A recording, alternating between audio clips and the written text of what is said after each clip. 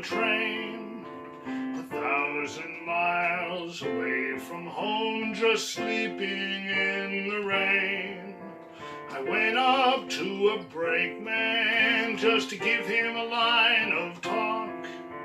He said, if you've got money, boy, well, I'll see that you don't walk. I haven't got a nickel, not a penny can I show. Get off, you railroad bum, and he slammed the boxcar door.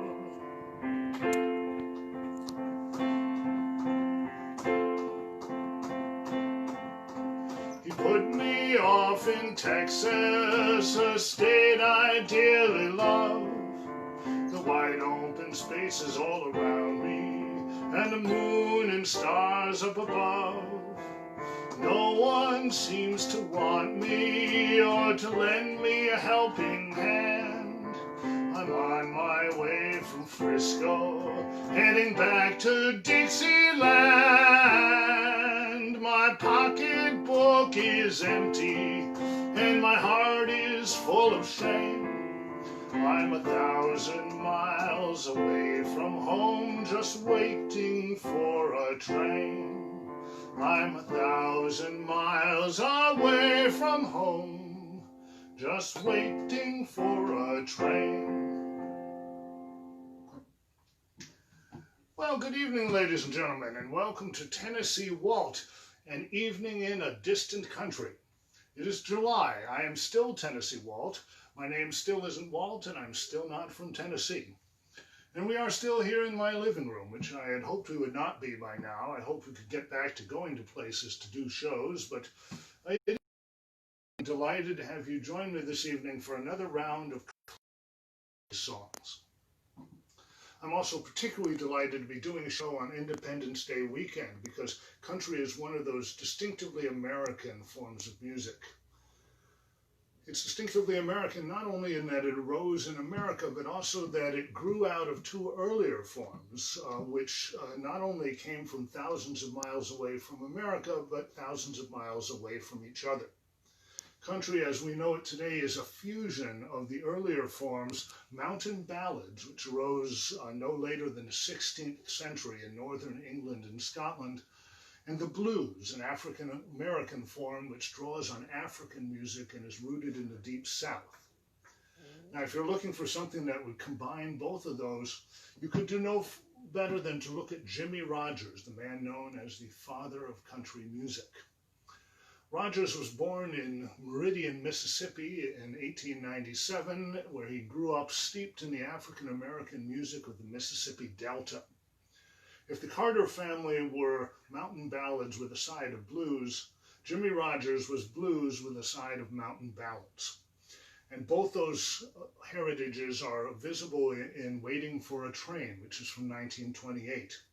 It sounds very much like a blues number, and it is, but it is actually a 19th century English ballad. So there you are, both of those traditions in a single song. Now, there's some more cool things I could tell you about that song, but I have a slight problem with the shows that I'm doing like this, which run about half an hour shorter than the shows that I do in person. The three responses that I've gotten the most often to these shows is, number one, we love the anecdotes about the songs. Number two, we love the information about the people behind the songs. And number three, you should talk less. So, the way I have dealt with this in the past show or two is to post a whole set of program notes on TennesseeWalt.com as the most recent entry in the blog on that site. And if you want to learn more about that song, or indeed any song in the program, all you need to do is visit TennesseeWalt.com and check out the blog. Don't do it right now, but do it And that's about it for the housekeeping, at least for the moment.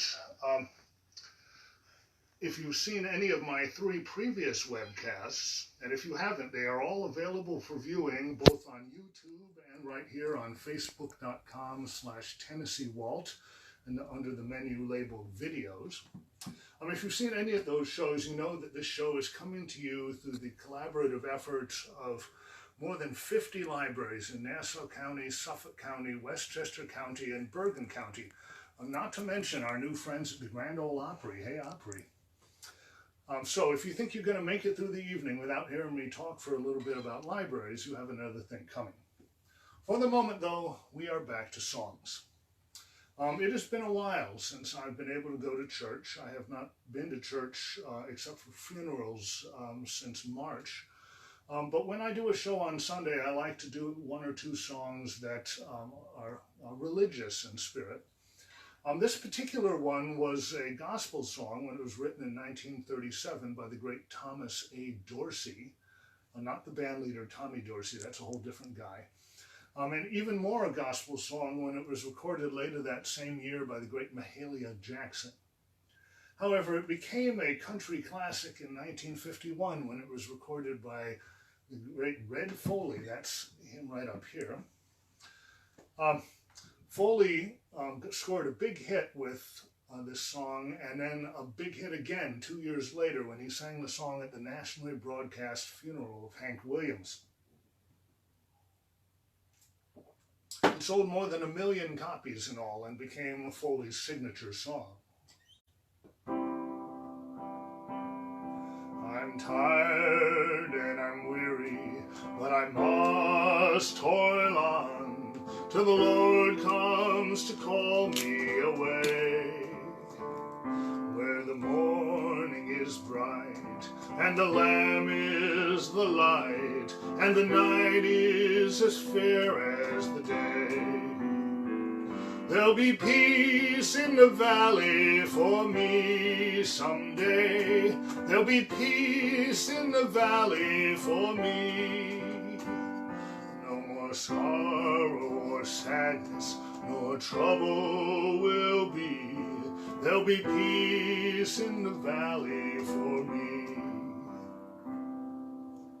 There the flowers will be blooming, the grass will be green, and the skies will be clear and serene. The sun will ever gleam, giving one endless beam, and the clouds there will never be seen. There'll be peace in the valley for me someday. There'll be peace in the valley, I pray. No more sorrow and sadness, nor trouble will be. There'll be peace in the valley for me. There the bear will be gentle, the wolf will be tame, and the lion will lay down by the lamb. The host from the wild will be led by a child. I'll be changed from the creature I am. There'll be peace in the valley for me someday. There'll be peace in the valley, I pray. No more sorrow and sadness, nor trouble will be. There'll be peace in the valley for me. No more headache, nor heartache, nor misunderstand. No confusion or trouble will be. No frowns to defile, just one big endless smile. There'll be peace and contentment for me. There'll be peace in the valley for me someday. There'll be peace in the valley, I pray. No more sorrow and sadness, nor trouble will be. There'll be peace in the valley for me.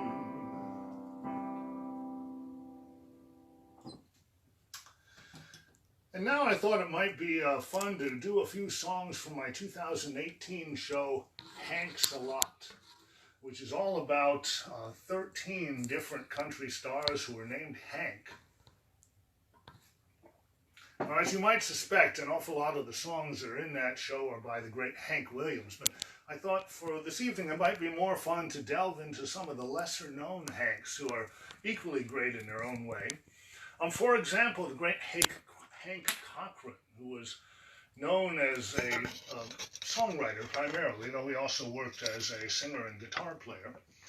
Cochran is the author of many songs that you've heard before. For example, the Patsy Cline classic, I Fall to Pieces.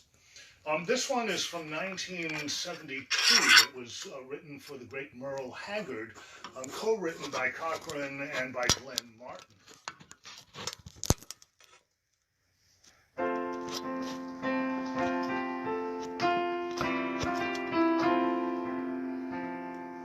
She was always there each time I needed you, holding on to me like I held on to you. We still don't have what you and I once had. Oh, it's not love, but it's not bad. Oh, it's not love, not like ours was. It's not love, but it keeps love from driving me mad. And I don't have to wonder who she's had. No, it's not love, but it's not bad. I turn to her when you leave me alone. Sometimes even when you're here and you're still gone.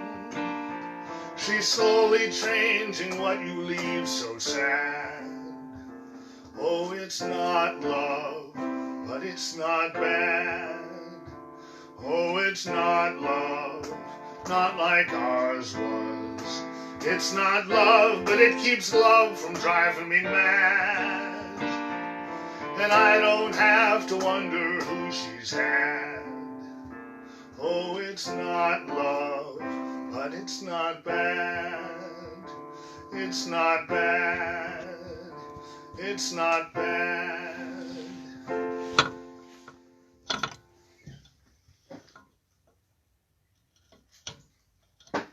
Another one of the great Hanks would be Hank Locklin, who was born in 1918 in Lakeland, Florida. Locklin had one of the longest careers in country music history, a 70-year career that ended only in 2009 when he died at the age of 91 actually, at the time the oldest living member of the Grand Ole Opry. Now, Locklin is best known today as the author of the fetishistic classic Send Me a Pillow That You Dream On, which has restraining order written all over it. But probably his best song is this one. It's from 1960. It was written by Don Robertson and Hal Blair. It was a tremendous hit. It has spent 14 weeks at number 1 on the country charts and made it to number 8 on the Billboard Top 40, which amasses songs of all genres.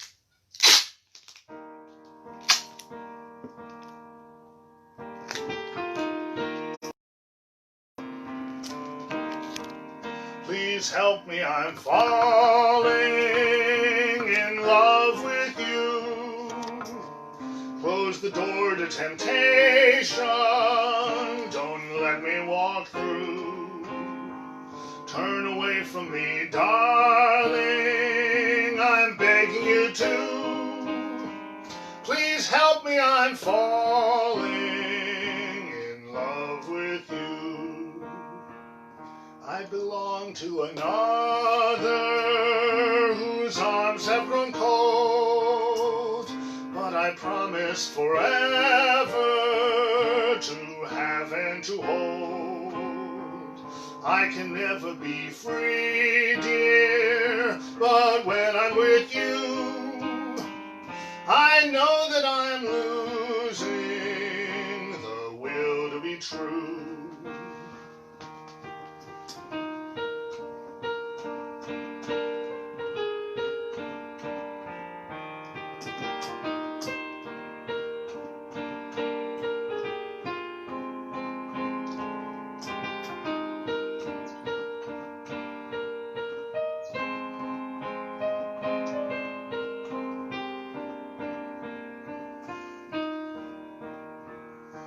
please help me, I'm falling, and that would be sin.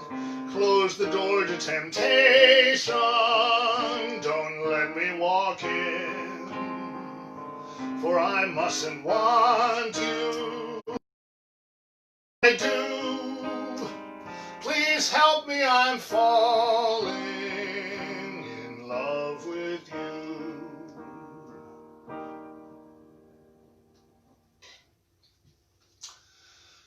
Another great Hank would be Hank Snow. He was a Canadian who was arguably the biggest Jimmie Rodgers fan of all time. He covered in the course of his career more than half of the 108 songs that Jimmie Rodgers recorded. He co-founded the Jimmie Rodgers Memorial Music Festival in Meridian, Mississippi, and he named his firstborn son Jimmie Rodgers Snow. So if he was not the biggest Jimmie Rodgers fan that ever lived, he is certainly in the conversation. Snow built a successful career in Canada during World War II, but when the war ended, he chucked it all and moved to Nashville and started over. This involved another 5 years of struggling, but finally he broke through in 1950 with a song he had written himself, which tied an all-time record, spending 21 weeks at #1 on the country charts. As you might expect from a Jimmie Rodgers fan, it was a train song.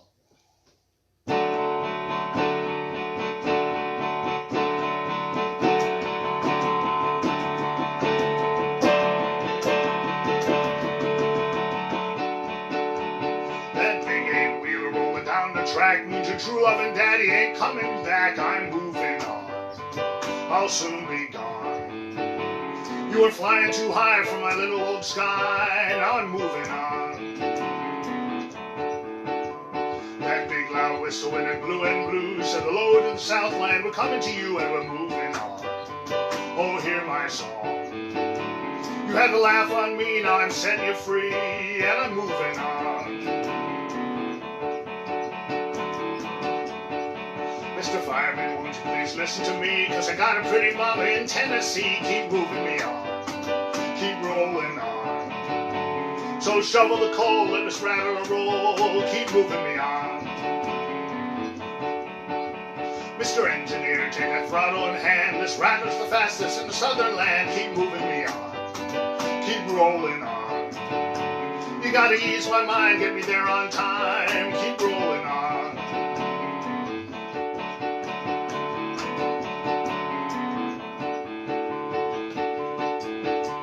I warned you, baby, from time to time, but you just wouldn't listen or pay me no mind, so I'm moving on.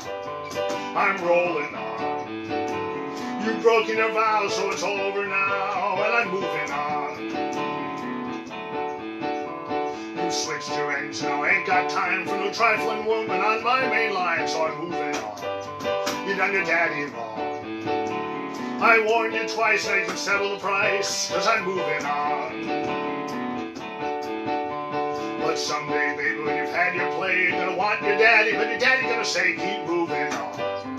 You've been away too long. I'm through with you, too bad you're blue. But I'm moving on.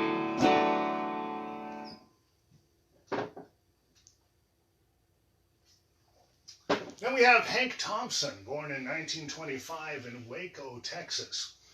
Thompson and his Brazos Valley Boys were among the biggest stars of the genre known as Western Swing.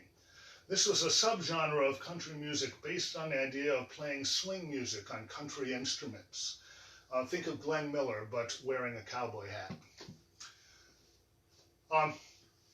In the late 1950s, Thompson and some friends of his were driving along the border between Nebraska and Wyoming when they spotted a deer by the side of the road.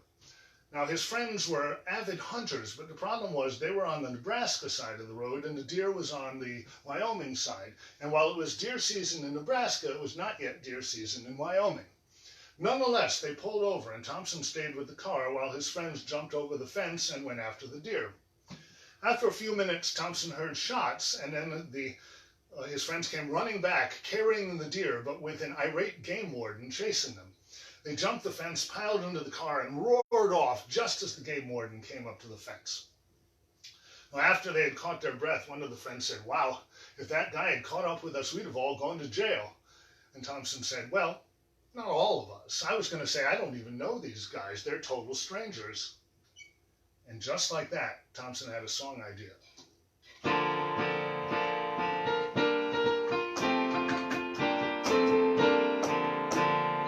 Well, I was down upon my luck and jobs were hard to find.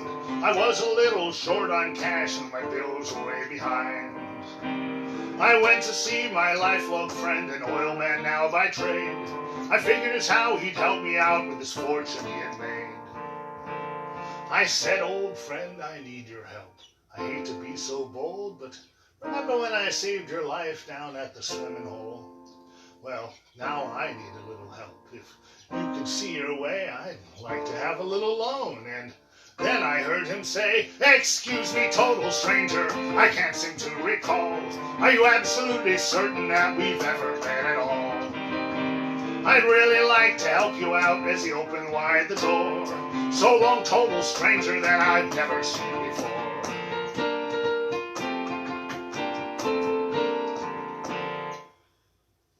A friend said, let's go hunting, I've got the guns and shells. The birds are really flying and I think we'll do quite well. He shot a half a dozen and then said, I suppose I really ought to tell you that the hunting season's closed. Well, about that time he heard a noise and he ducked behind a tree. He took the guns and shells and birds and gave them all to me. Up stepped the old game warden and found me standing there. But before I had a chance to talk, I heard my friend declare, he's just a total stranger, and I was passing by. I saw this total stranger shoot them birds out of the sky. It's a shame the way some people, the laws they do ignore, like this total stranger that I've never seen before.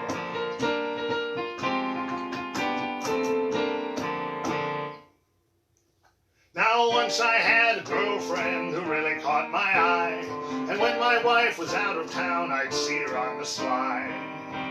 We'd taken all the nightclubs and honky-tonk around, and joined in all the parties and really do the town. But then one night my wife came back, she must have smelled a rat. She looked around from place to place and found where I was at. Well, there we were, all cuddled up. I knew that I was dead. But before my wife could say a word, I jumped right up and said, she's just a total stranger who came in off the street. The joint was kinda crowded, so I offered her a seat. I couldn't leave a lady just a-standing on the floor. Not even a total stranger that I've never seen before. No, she's just a total stranger that I've never seen before.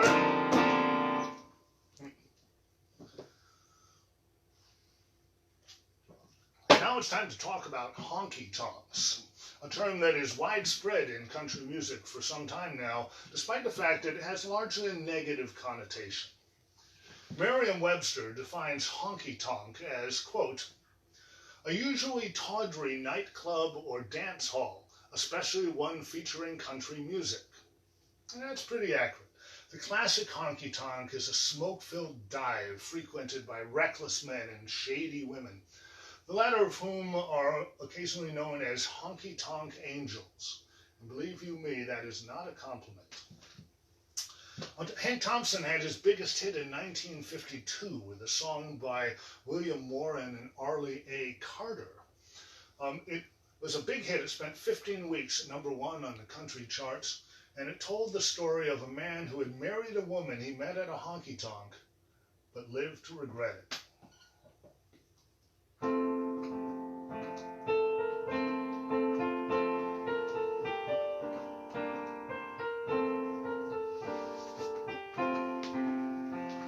You wouldn't read my letter if I wrote you.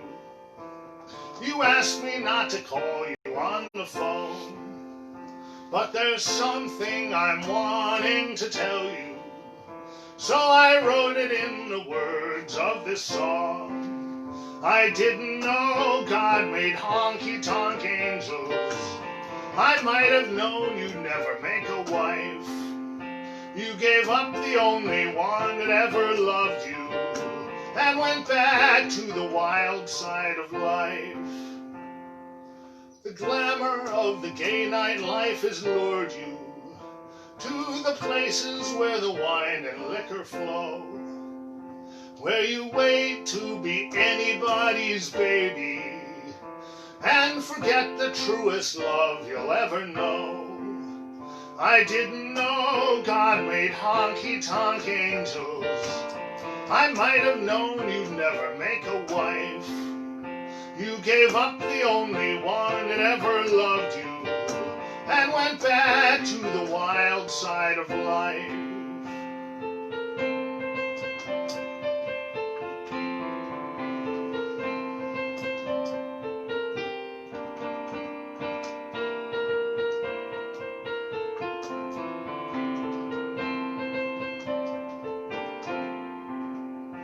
Yes, it hurts me to know that you don't love me, though I know that our love's forever gone.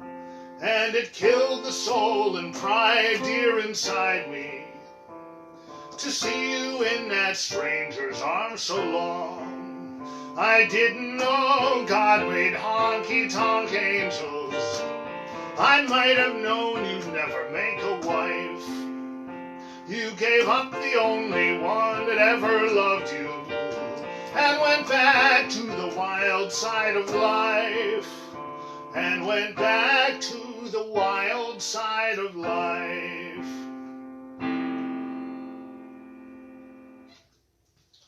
Now, back in the 1950s, when a song was a big hit and the wild side of life was an immense hit, it would often spark one or more answer songs. Songs that were a rebuttal to the original song, a sequel to the original song, a spoof of the original song, or whatever. And indeed, a songwriter named J. Miller wrote an answer song to The Wild Side of Life in the voice of an actual honky-tonk angel, arguing that the original song was a travesty, a sexist travesty even, and that the only thing wrong with honky-tonks was the kind of men he met there. This song came with a problem, though, because it really needed to be sung by a woman, and at that point there really weren't any female country stars. Sarah Carter had been retired for more than a decade by this time, and country music in general was considered too disreputable. You know, think of all those seedy honky-tonks.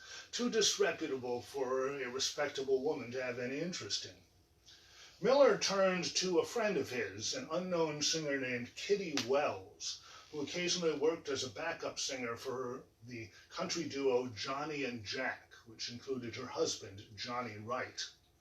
Wells recorded the song, and to everybody's surprise, it shot to the top of the charts, dislodging The Wild Side of Life as #1 and launching the career of country's first ever female solo artist, Kitty Wells, soon to be known as the Queen of Country Music. Now, here to sing it for us is a favorite of Tennessee Walt fans, Texas Sally, a.k.a. Sarah Holiday.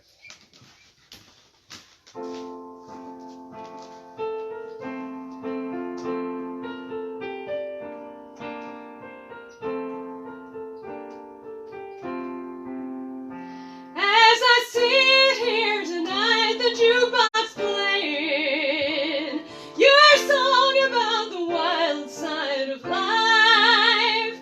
As I listen to the words you are saying, it brings memories when I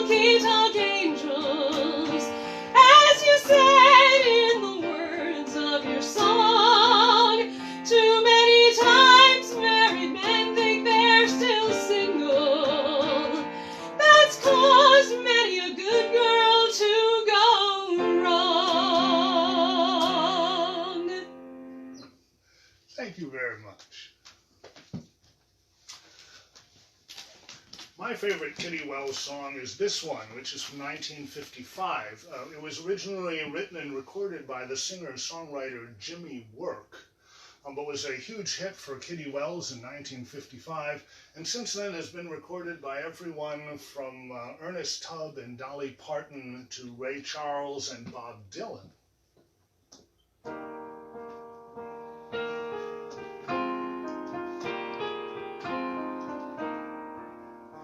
Making believe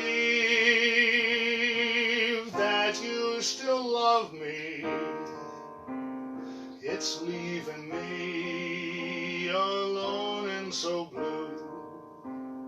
But I'll always dream,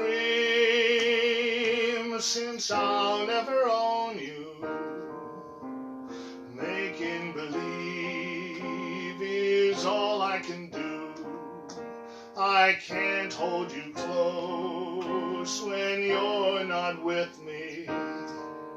You're somebody's love, you'll never be mine. Making believe I'll spend my lifetime loving you and making believe. Making believe that I never lost you, but my happy hours I find are so few.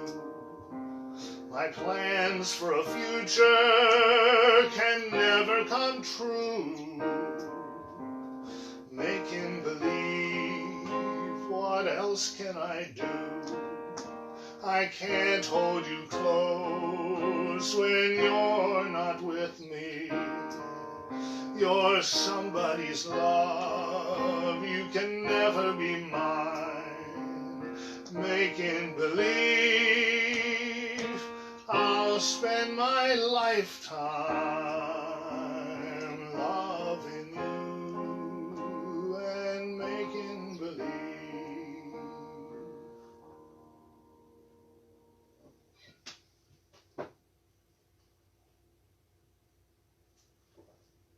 Say, did you notice back then when we did The Wild Side of Life and It Wasn't God Who Made Honky Tonk Angels, that they both had the same tune? Well, as it happens, this is one of the most revered tunes in the history of country music. Long before The Wild Side of Life had ever appeared, it was beloved by country fans as the tune to the Carter family's I'm Thinking Tonight of My Blue Eyes in 1929, and also of Roy Acuff's Great Speckled Bird in 1936. It was also used as the tune for this song, which was a hit for Johnny Cash in 1966, having been written by the great cowboy Jack Clement.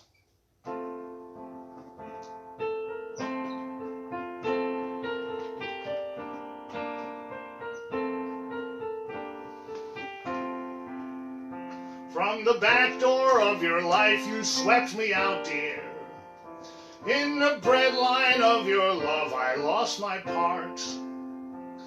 At the table of your heart I got the brush off. In the lineup of your life I'm just a face. From the story of your life you erased me. In the screenplay of your love I lost my part. I've been washed down the sink of your conscience. I've been flushed from the bathroom of your heart.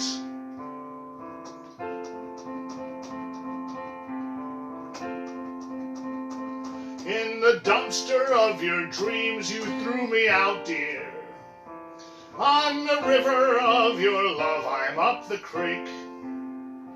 In the elevator of your future I got shafted. In your calendar of events I'm last week. From the story of your life you erased me. In the screenplay of your love I lost my part. I've been washed down the sink of your conscience. I've been flushed from the bathroom of your heart.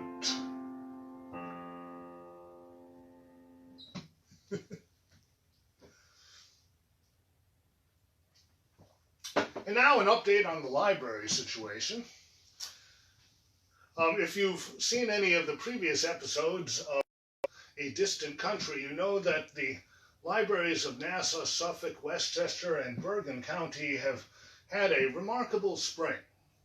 First, they were forced to close on only a few days' notice and reinvent themselves on the fly as online institutions, making everything from e-book rentals and reference information to lectures and live performances migrate onto the internet. And just as they were getting comfortable with that, suddenly the reopening process started, bringing with it a whole new set of challenges. Now, I've told you before that the libraries need our help, and that is as true as ever. The libraries are working with 2020 budgets that did not make any provision for pandemic shutdowns. I mean, how could they? Or for the cost of reopening afterwards.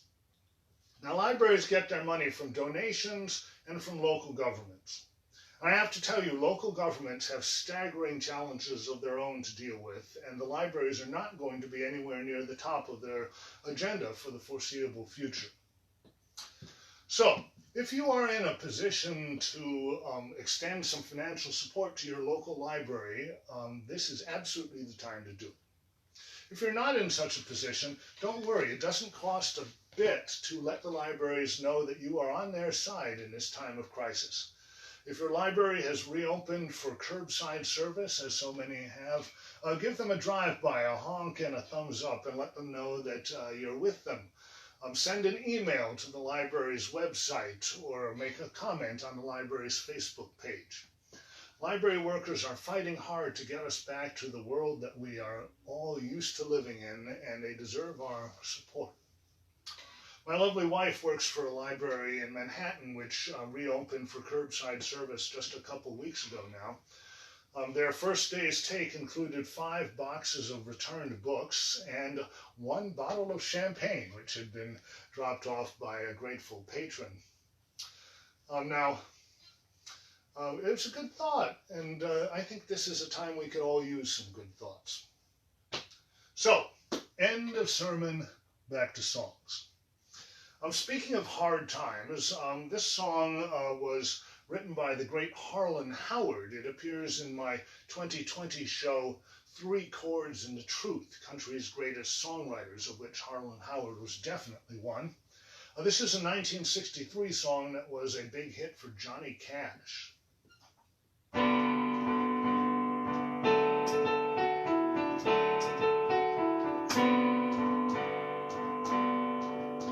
My bills are all due and the babies need shoes, but I'm busted. Cotton is down to $0.25 a pound and I'm busted. I got a cow that went dry and a hen that won't lay. A big stack of bills that gets bigger each day. The county will haul my belongings away 'cause I'm busted. I went to my brother to ask for a loan. I was busted. I hate to beg like a dog for a bone, but I'm busted. My brother said there ain't a thing I can do. My wife and my kids are all down with the flu. And I was just thinking of calling on you 'cause I'm busted. Lord, I ain't no thief, but a man can go wrong when he's busted. The food that we canned last summer is gone and I'm busted. The fields are all bare and the cotton won't grow. Me and my family gotta get up and go. Where I'll make a living, the Lord only knows, but I'm busted.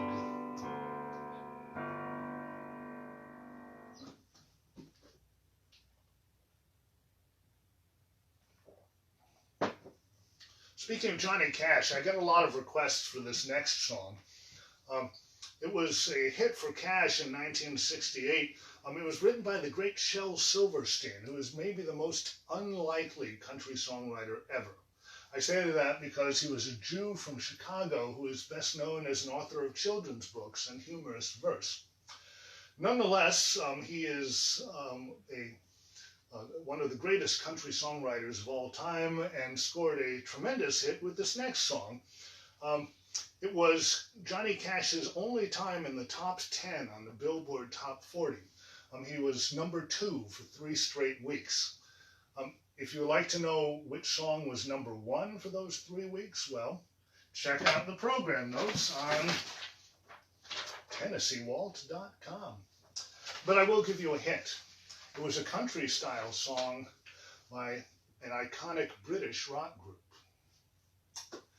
Anyway, this is the song that Silverstein wrote for Cash. It's the story of a boy named Sue.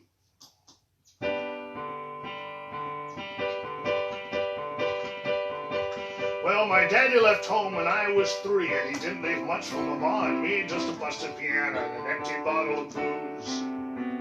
Now, I never blamed him because he run and hid, but the meanest thing he ever did was before he left, he went and named me Sue. Now, he must have thought it was quite a joke, and it got a lot of laughs from a lot of folk. It seems I had to fight my whole life through. Some gal would giggle and I'd turn red. Some guy would laugh and I'd bust his head. I tell you, life ain't easy for a boy named Sue. So I grew up quick and I grew up mean. My fists got hard, my wits got keen, running from town to hide my shame. And I made a vow to the moon and stars I'd search Thompson bars and kill the man that gave me that awful name. Well, it was Gatlinburg in mid-July. I just hit town, my throat was dry. I thought I'd stop and have myself a brew. And there in a saloon on a street of mud, sitting at a table dealing stud, was the dirty mangy dog who named me Sue. Now I knew that snake was my own sweet dad from a worn-out picture that my mother had had. I knew the scar on his cheek and his evil eye.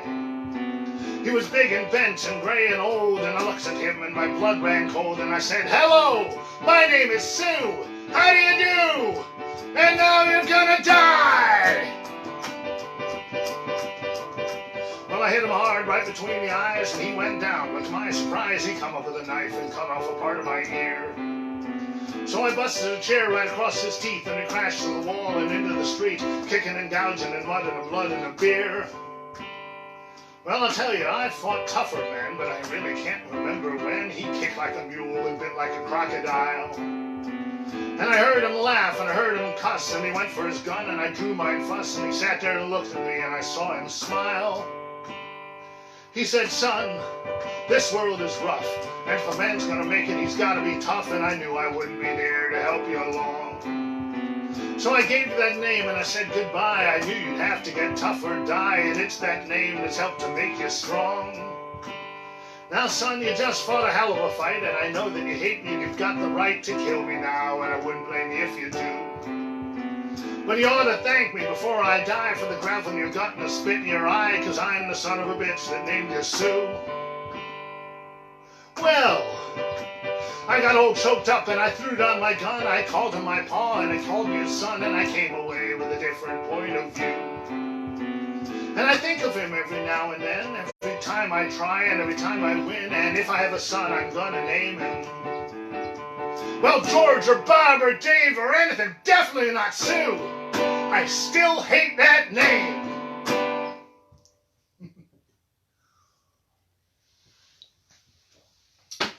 Well, as I look at the works of Shel Silverstein, he's really an underrated composer. This is another one of his songs from 1974. It was originally recorded by the outlaw country singer and producer Tom Paul Glaser.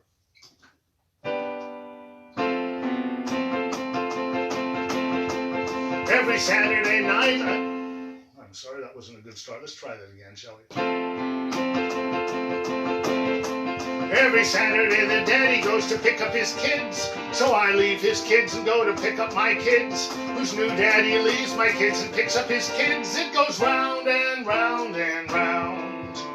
Musical chairs, they've got mine and I've got theirs. Everybody shares and nobody cares in this game of musical chairs.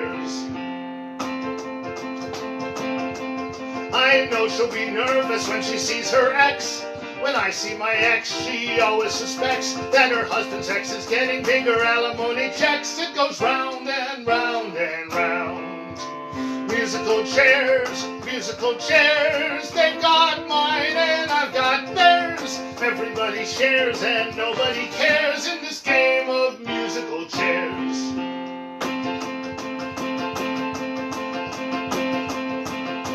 I'm working like a dog, keeping up with Harry Lee, who's working round the clock, keeping up with Jim McKee, who's going into hot, trying to keep up with me. It goes round and round and round. Musical chairs, they've got mine and I've got theirs. Everybody shares and nobody cares in this game of musical chairs. And every Saturday night I go slipping around to be with his while he's sneaking around to be with mine in this game that we found that goes round, round and round. Musical chairs, they've got mine and I've got theirs. Everybody shares and nobody cares in this game of musical chairs.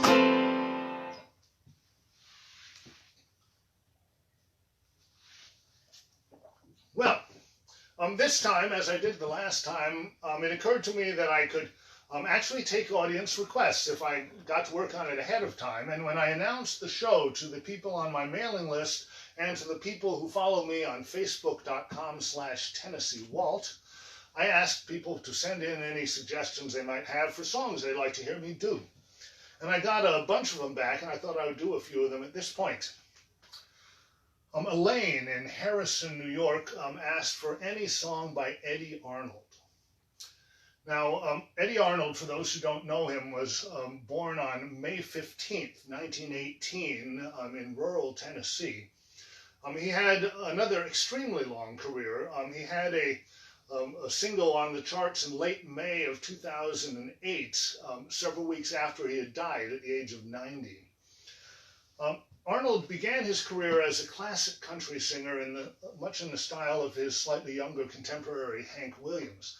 But in the mid-1950s, he embraced the style known variously as countrypolitan or the Nashville sound. And for the next 20 years, scored many of the greatest hits of his career as a smooth crooner backed by lush orchestrations and backup choruses. Now, personally, I actually prefer his earlier stuff, but I have a feeling that Elaine likes his Nashville sound hits, so here's one of them. It was written by the great Cindy Walker. It's from 1956.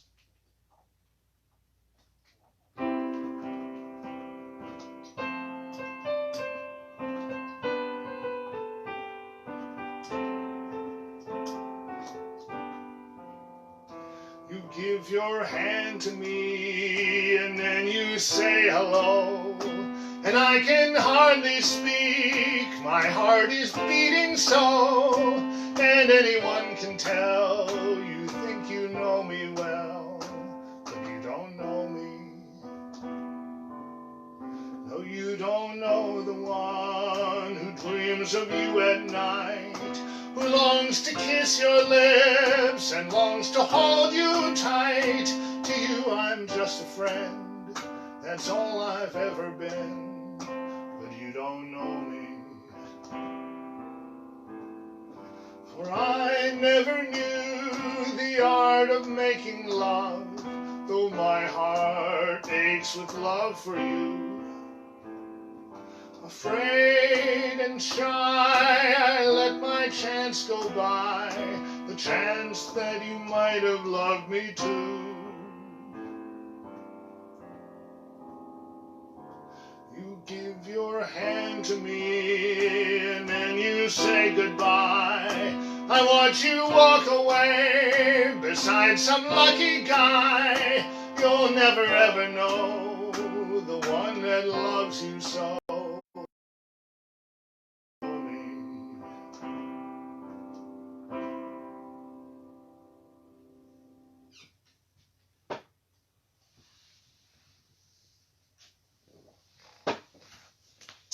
Barbara in North Carolina asked for a particular one of my own songs.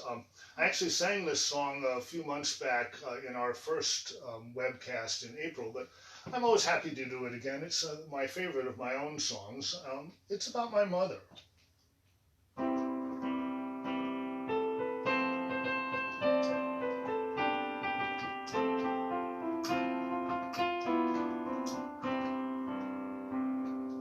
She grew up in the backwoods way up North Atlanta, Michigan, with nothing much but pines for miles around. And their car was just a repo, and their house was just a depot on a railroad line no longer came to town. But Mary hardly noticed she was safe between the covers of the books that Mother made sure that she had. Off with Dorothy and Alice, her bedroom was like a palace, and in there she found life wasn't half so bad. Her mama loved the movies and her daddy loved the ladies, and he loved the bottle more than either one. So Ma worked that much harder, food for 3 kids in the larder, and she sometimes sat and wept when day was done. But Mary hardly noticed she was safe between the covers of the books that Mother made sure that she had. Spending hours alone and lost in worlds of Dickens and Jane Austen, in there she found life wasn't half so bad. There's no photo of young Mary with no book and with no glasses. With no book her hand just felt a little light. And when they asked her, what do you, when you're all grown up, want to do, they weren't surprised to hear that she would write. For Mary must have noticed she was safe between the covers of the books that Mother made sure that she had. Spending hours and hours of every day with Bronte, with Hemingway, and there she found life wasn't half so bad. Mary came to the big city, to an island called Manhattan, with nothing much but concrete miles around. And she made a life there for herself, with piles of books on every shelf. Jane Austen had come with her into town. Yeah, even in the city she was safe between the covers of the books that Mother made sure that she had. With Shakespeare and with Tennyson, with Williams and with Dickinson, in there she found life wasn't half so bad.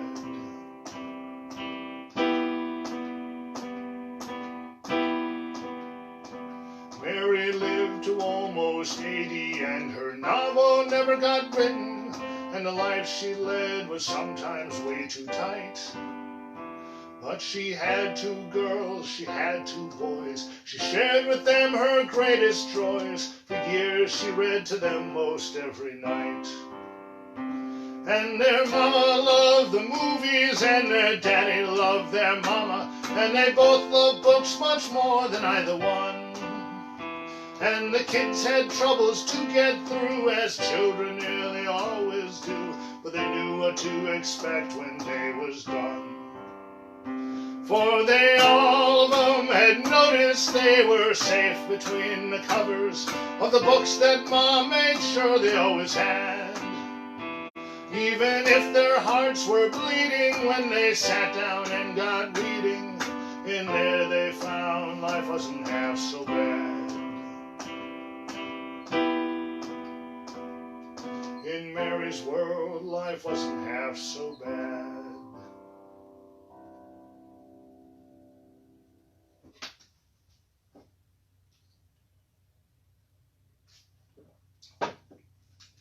The ever-reliable Izzy in Massapequa sent me a whole list of requests.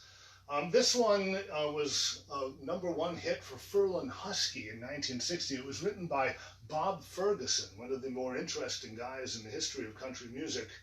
At various times in his life, Ferguson was a U.S. Marine, a record producer, a movie producer, a comedian, a forest ranger, an author, an anthropologist, and official historian of the Choctaw Nation. He oversaw the unearthing of the first saber-toothed tiger skeleton ever discovered east of the Mississippi, in downtown Nashville, as it happened. And that is why Nashville's hockey team today is called the Predators. The things you learn when you find out about country music. But he was also, yes, a top-selling songwriter, including this one.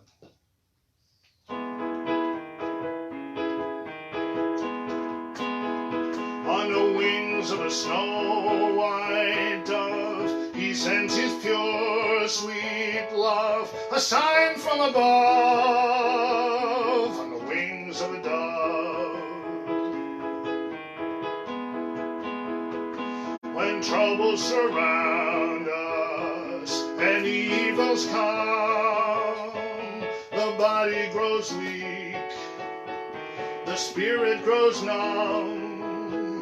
When these things beset us, he doesn't forget us. He sends down his love on the wings of a dove, on the wings of a snow-white dove.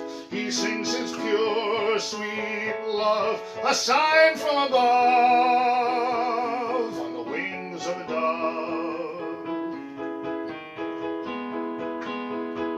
When Noah had drifted on the flood many days, he searched for land in various ways.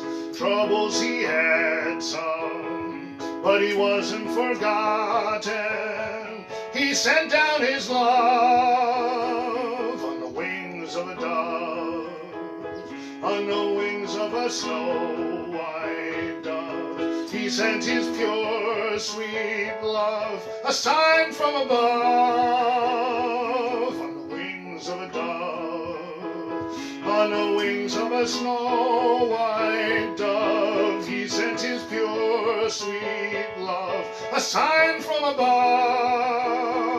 on the wings of a dove. And I would like to dedicate that song to the two mourning doves right outside our window over here, who are at this very moment raising two newly hatched fledglings. We hope everything goes well for you guys. All right, so we are through for the moment with requests. I'm actually going to do one more as our final number, by which, of course, I mean our final number before the encores. But it is time for a confession. I am known to do a fair amount of foolish things, and maybe the most foolish one I ever did took place about 5 years ago when I decided that I wanted to get into the music business as a country singer and as a piano player. Now, this was foolish in part because I'm from the city, not the country, and because at the time I did not know how to play the piano. But I had spent the previous 5 years or so immersing myself in country music, and I figured I could teach myself how to play the piano. Whether that was a good idea or not, you've had an hour now to figure out for yourselves. But there was another stumbling block. My father would have been happy to tell you that it was a foolish idea for anybody to get into the music business, but especially anybody who was in their mid-50s at the time. The music business likes its performers young and beautiful, and I have not been young for a long, long time. I am, however, as beautiful as I ever was, sadly. Fortunately, country music is a great source of advice, and one of the first country songs that I ever encountered was this next one. It was written by the great Cindy Walker and originally recorded in 1949 by Bob Wills. I'm not a big Bob Wills fan for reasons which you can find out if you take a look at the program notes on TennesseeWalt.com. But as it happens, the next year it was recorded as a duet by Ernest Tubb and Red Foley. It's one of my all-time favorite songs. It goes something like this.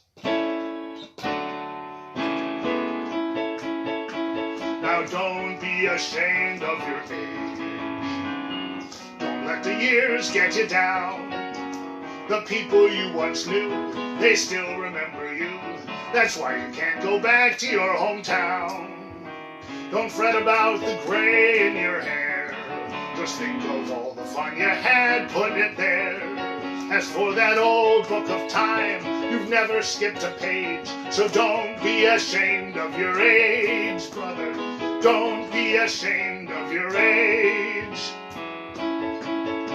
No, don't be ashamed of your age. Don't let the years get you down. To learn a new thing every day has brought you quite a way. It makes you kind of glad you stuck around. Don't fret about the lines on your face. A little character is no disgrace. The sun shines warmer, so they say, when it's later in the day. So don't be ashamed of your age, sister. Don't be ashamed of your age. No, don't be ashamed of your age. Don't let the years get you down.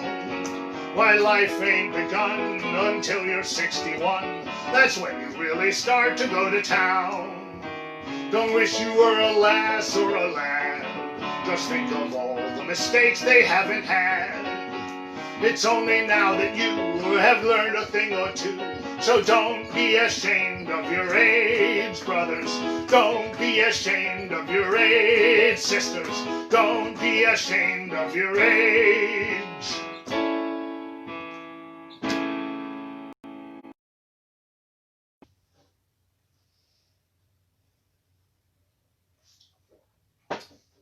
Well, we are coming up on the end of the show, by which, again, I mean the beginning of the encores.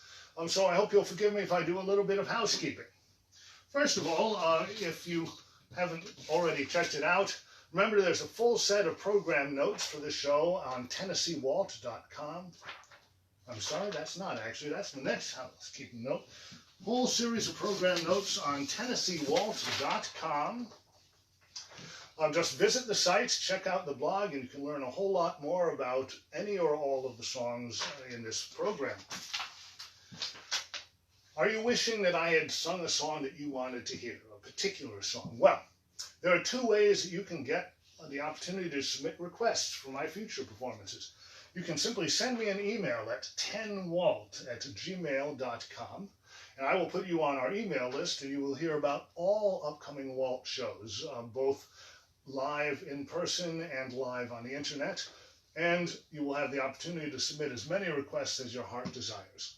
Or you can simply like this page, facebook.com/TennesseeWalt, which you are viewing at this very moment, and then you will hear, again, news of all upcoming shows and the opportunity to submit requests. Either way works equally well.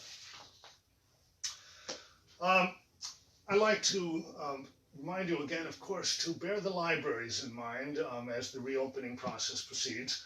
We can't all send in bottles of champagne. I guess we could, but it wouldn't really help the library operations.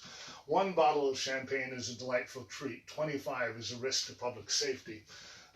But there's no reason that we can't all help out in our own way, whether it's by a donation or by a word of thanks via a drive-by or an email or a Facebook post, whatever the case may be. Keep the libraries in mind.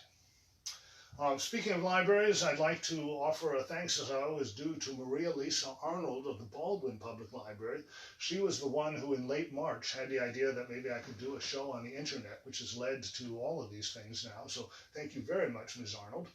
Also to Sarah Elizabeth Holliday, the person behind the camera, without whom I might be doing these shows, but nobody would see or hear them. And most of all to you for sharing part of your evening with us.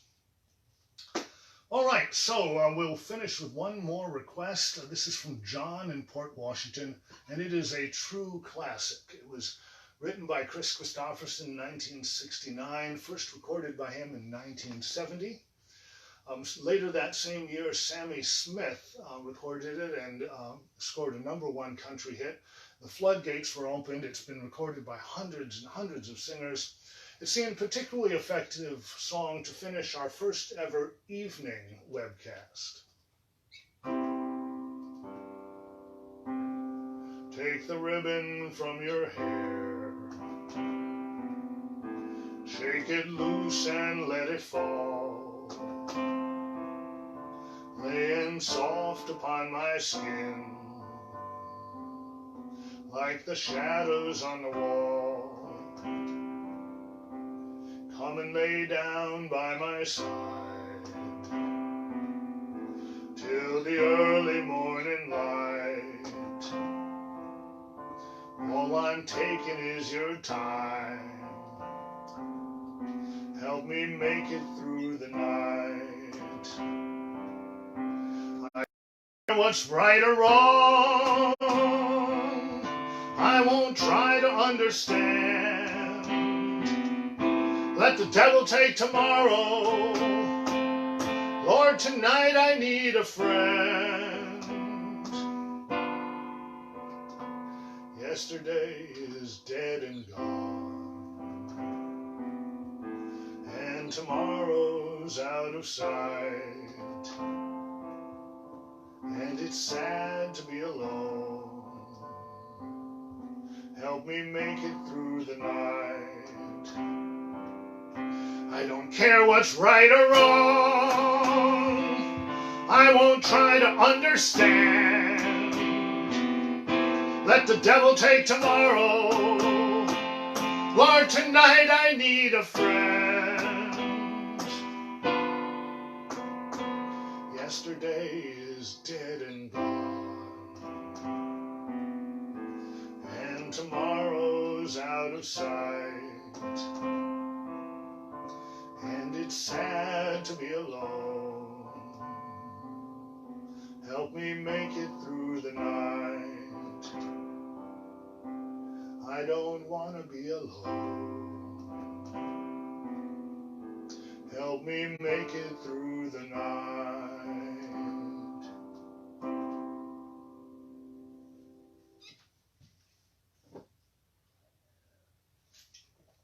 All right, anyone have objections to my doing a few of my own songs as an encore?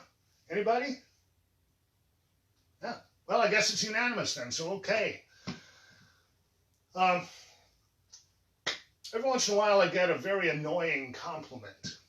Somebody will come up after one of my shows and say, you know, I've always hated country, but I loved your songs. This isn't really country at all. Well, I guess I'd rather have people love my songs and hate country than love country and hate my songs. But, well, to me it is country. Granted, there's no banjos, no fiddles, no steel guitars. Not yet, anyway. But to me, those aren't the things that make country country.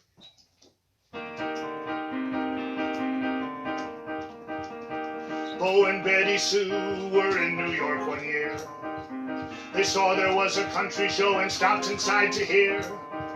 But they really were confounded, and it hardly was their fault, 'cause they didn't see a country band, just a guy called Tennessee Walt. That piano, it's a baby grand, and I don't see no country band. That fella up on the music stand, not a hillbilly or anything near. He's singing about people we never met, singing songs about the internet, all the things we came here to forget. Where's the country that we came to hear? Well, what you get is what you see. I never ever claimed to be a guy named Walt from Tennessee. I'm a born and bred New Yorker, that's clear. Just singing about the things I've found in all these years I've been around. I may not have the Nashville sound, but it sounds like country from here. Not talking about my horseback ride or singing about my country pride. I grew up on the Lower East Side, a place that isn't that far from here. This may not be a honky-tonk bar, you may not hear a steel guitar, and I'm sure not an Opry star, but it sounds like country from here. Now let's be clear and let's be frank, I'm not Johnny Cash, I'm sure not Hank, that much you can take to the bank. It's the 21st century, I hear. It's a different world we're in by far, and I may not play a mean guitar, but I'm singing about the way things are, and it sounds like country from here. Yes, it sounds like country from here. Yes, it sounds like country from here.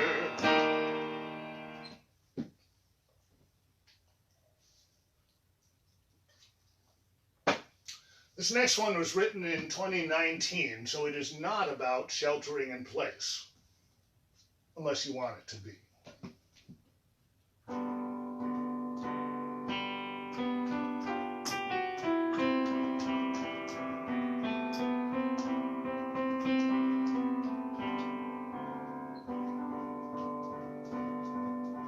I don't know where I am, but I don't give a damn exactly where it is I've been hurled. I'll tell you all I've got. I'm someplace that you're not, and that's the loneliest place in the world.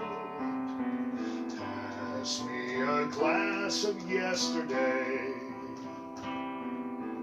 and you can send me on my way. Turning my back on everything I lack in the loneliest place in the world. Show me the way across the floor. Just point my nose to the door. Somewhere round about, there must be some way out of the loneliest place in the world. Don't know how long it's been since I first came in. I only know it must have been a while. The only thing that's clear is that you won't be here. No place like this could ever see your smile.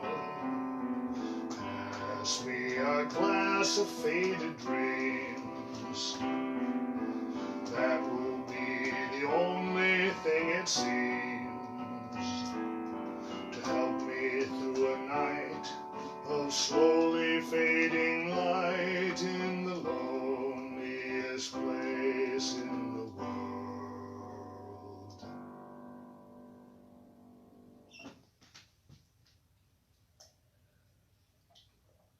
This next one is from 2017, which is ancient history as far as the world of Tennessee Walt is concerned.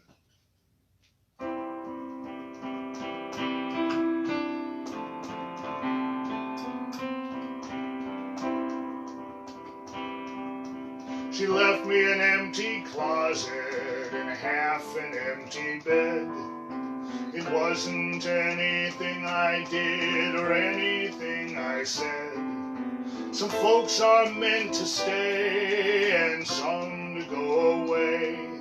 I'm surprised she stayed as long here as she did. She's so wonderful, her feet don't touch the ground. So there never was a chance she'd stick around. The wind blows and she goes. No matter what she may say, she was never gonna stay. The wind blows and she goes. She's been back in town a time or two or more since then. We haven't found the chance to talk or even meet again. It doesn't matter much, we've been so out of touch, and she's still the person that she was back when. She's so wonderful, her feet don't touch the ground. So there never was a chance she'd stick around. The wind blows and she goes. She only comes to stay so she can go away. The wind blows and she goes.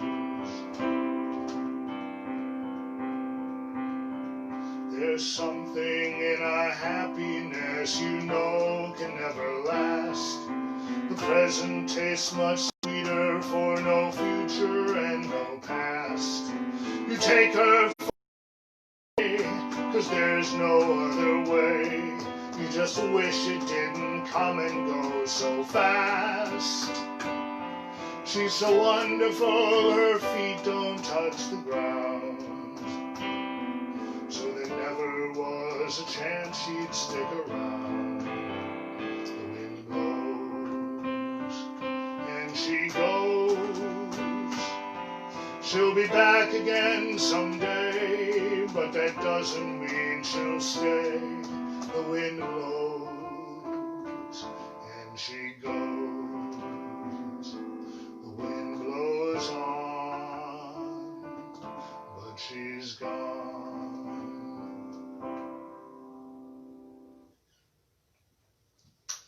All right, for our final song, this is one from 2018. Safe Between the Covers is easily the most popular, people's favorite of the songs that I've written. This one is probably number 2, and I don't really know exactly why that would be. I mean, it doesn't have anything to say about the human condition. It is about things that actually happened to me, but there's nothing important or profound about it. But before we get to that, I'd like to take the opportunity to show you this CD. For those watching on their phones, it's called Far Side of the World. It is a 2002 disc by the great Jimmy Buffett. Now you may be asking yourself, why is a guy who does a country show talking to us about Jimmy Buffett, a man who under no reasonable definition could be considered a country artist? Well, as it happens, I did not actually buy this CD, at least not intentionally. You see, back in early 2010, I ordered a movie, a DVD from Amazon.com, and this CD came in its place. Now, I was not particularly upset about this. I mean, mistakes happen, and I pretty much like Jimmy Buffett. But I couldn't help thinking somewhere out there was some guy staring at my movie, wondering whatever happened to his Jimmy Buffett album. And maybe he doesn't like my movie as much as I like Jimmy Buffett. So I decided I ought to send an email to the Amazon customer service desk. February 11th, 2010. Well, curious enough, it seems to be a disc by Buffett. It isn't what I ordered, but you sent it all the same. It might be very pleasant, and I take it as a present, but there's somebody out there who wonders why it never came. I did not hear back from Amazon, except in the form of an automated response which read, "We regret that your transaction didn't meet with satisfaction." Now, believe it or not, it both rhymed and scanned. But we will take a look and see if we can figure out what might have gone wrong. Which was great, until the next morning when 2 more copies of the same CD arrived in the mail. February 12th, 2010. Is this some kind of bluff? It looks like 2 more discs by Buffett, each in a separate package and each one addressed to me. Is someone getting lazy, or has Amazon gone crazy? I didn't order one of them, I've got no use for 3. February 13th, 2010. I hate to come on tough, it looks like 24 discs by Buffett, each in a separate package and each labeled with my name. You can tell each one who sent it, I'm beginning to resent it, but I don't hold them responsible, it's Amazon I blame. Yeah, you can take this disc and stuff it, it's another one by Buffett, it isn't what I ordered and it's not what we agreed. You can take this disc and shove it, I may hate it, I may love it, but I've got a lot more of it than I'm ever gonna need. February 14th, 2010. It was Valentine's Day, but this was no love note. Well, today was just like heaven, 'cause I only got 11. My mailman glares at me, he thinks that I'm some kind of loon. I told him he can rough it, I'm a guy gets dissed by Buffett, and there isn't any evidence it will be over soon.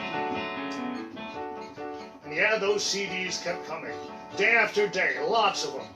Though never quite so many as on that third day when I got 24 copies of the same CD simultaneously. Even so, it was not until mid-March that I finally felt able to write to Amazon with a slightly less hostile tone. March 10th, 2010. By some odd kind of freak, I've only gotten one this week. It's almost as if someone there were reading my notes. If so, keep the good work going, and there's a chance I won't be showing up out there in Seattle to wring your scrawny throats. And indeed, for the entire month of March 2010, I received only 2 unsolicited copies of Far Side of the World, and I decided that the crisis was over. This left me with only one issue to be resolved, what you might call a storage problem. June 13th, 2010, from the Garden City Public Library. We write with appreciation of your generous donation to the library book sale of 71 CDs. But sorting through the stuff, it seems it's all one disc by Buffett, so we thank you very kindly and would ask a favor, please. If you have any more of them, you seem to have a store of them, each one of them a copy of this Jimmy Buffett gem. Well, there are libraries galore, having book sales by the score, and it really would be great if you'd be generous to them. Yeah, you can take this disc and stuff it. It's another one by Buffett. The library book sale appreciates your thoughtful deed. But you can take this disc and shove it. We may hate it, we may love it, but we've got a lot more of it than we're ever gonna need. We've got a lot more of it than we're ever gonna need. True story. Thanks for tuning in, ladies and gentlemen. Take care of yourselves.